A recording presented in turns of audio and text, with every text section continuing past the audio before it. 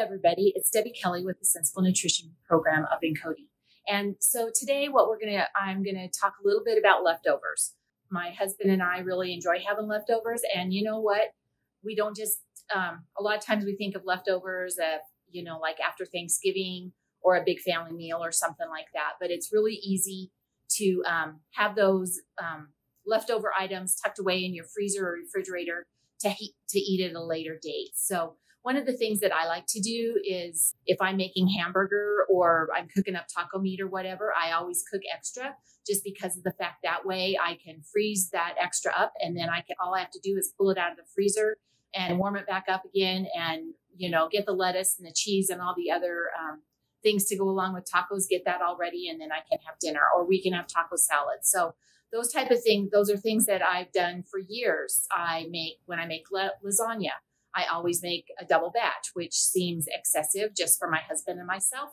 But when I do a double batch, sometimes I'm kind of generous and I give one pan to my daughter or I split that second pan and I give half to my daughter and half to my son. But I always make it into two smaller pans. So then that way I can put that in the freezer. A couple of things that you want to make sure that you remember to do is you want to remember to write on your package what it is. So you're not fumbling around in the freezer and you pull something out and go, oh, look, surprise dinner.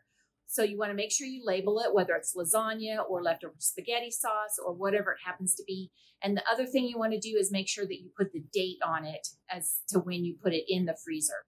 Because those type of items, I try to personally use those anywhere between 2 to 4 weeks after I've made them up. Sometimes things will go in my freezer out to about 3 months, but I try to make sure that they get used in a timely manner because there's that really bad little culprit called freezer burn that we don't want to have to deal with. But I've cooked up some hamburger. And so what I'm going to do is I'm going to show you how I would package that up to put that, to have it ready to go into the freezer. Cooked up this buffalo burger earlier and it's cooled properly. I've taken my Ziploc bag, written on there 2 cups buffalo burger, and I put today's date, 3/3/22. So that way I've got this marked and ready to go into the freezer. So then what I do is I just measure out my 2 cups.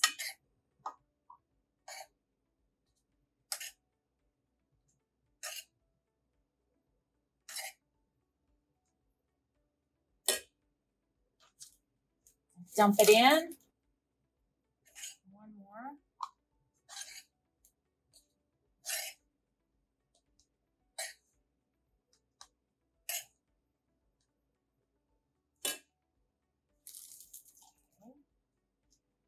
All right, then the next thing I do is we want to make sure that we get all the air out of this bag. So I take it and I make sure all the hamburgers down into the bottom of the bag, and I kind of roll it a little bit and squeeze that extra air out and then seal it. Okay, so then as you can see, it's all the air is pretty much out of it. Then what I do is I kind of pat it flat like this, and then I also take and put it into a larger Ziploc bag and lay it flat in my freezer to freeze it, because then you can stack things on top of each other and you're not, it doesn't take up as much freezer space as if you had all these little packages stacked in there. Another thing that you want to make sure that you do is you want to make sure that your food has cooled down properly before you stick it in Ziploc bags or into some kind of a freezer container or something like that. Some of the best ways to freeze food are either, if it's for a short term, like a few weeks, maybe even a couple months, Ziploc bags work fine.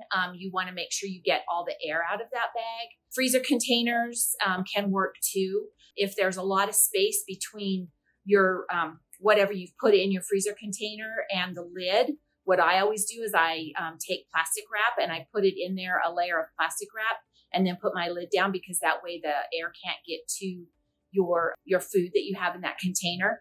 And if you're going to freeze things for long periods of time, like if you bought extra ground beef at the grocery store and you want that packaged up into 1 or 1.5 pound packages or even 2-pound packages for your family, freezer paper is your best bet, because when you wrap things in freezer paper, you make sure you wrap it tightly and the air doesn't have a chance to get to it. And usually with freezer paper, you can wind up having things in your freezer for up to a year.